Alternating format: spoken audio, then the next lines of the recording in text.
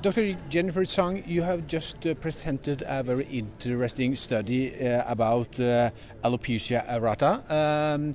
Can you first walk us through what type of disease is this and how serious is it? So alopecia areata is a chronic autoimmune disease specifically affecting the scalp, hair, eyebrows, and eyelashes. And what happens is the immune system is actually attacking the hair follicle. So in fact, it is an autoimmune disease in nature. It presents with these round, well-demarcated patches of hair loss on the scalp and can also affect eyebrows and eyelashes. It can be localized in small patches or more severe. So when it's more severe, it can be quite debilitating and devastating for the patients. Imagine having 50% or more hair loss on your scalp, or even patients who have complete hair loss.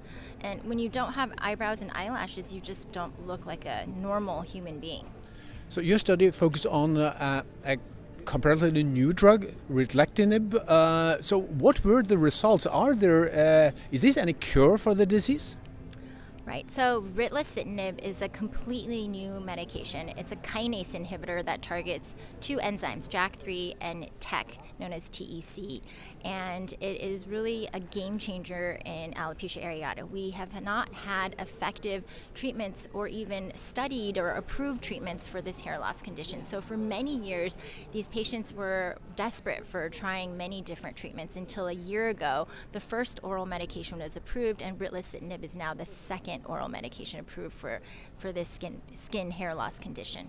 So what kind of patients were included, aged and sex?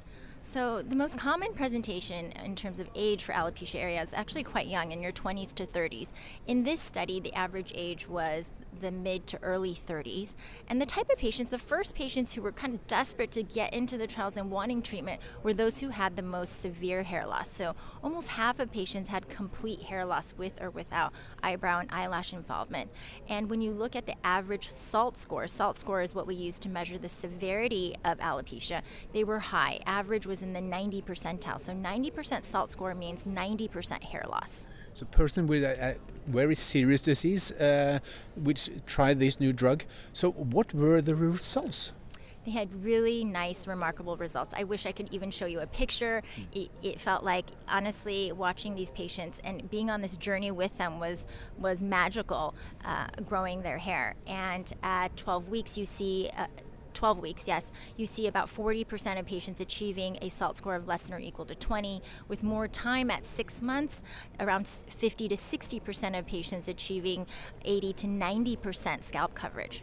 What does the patients that you treat with this new drug, what do they tell you when they have these very, very positive results?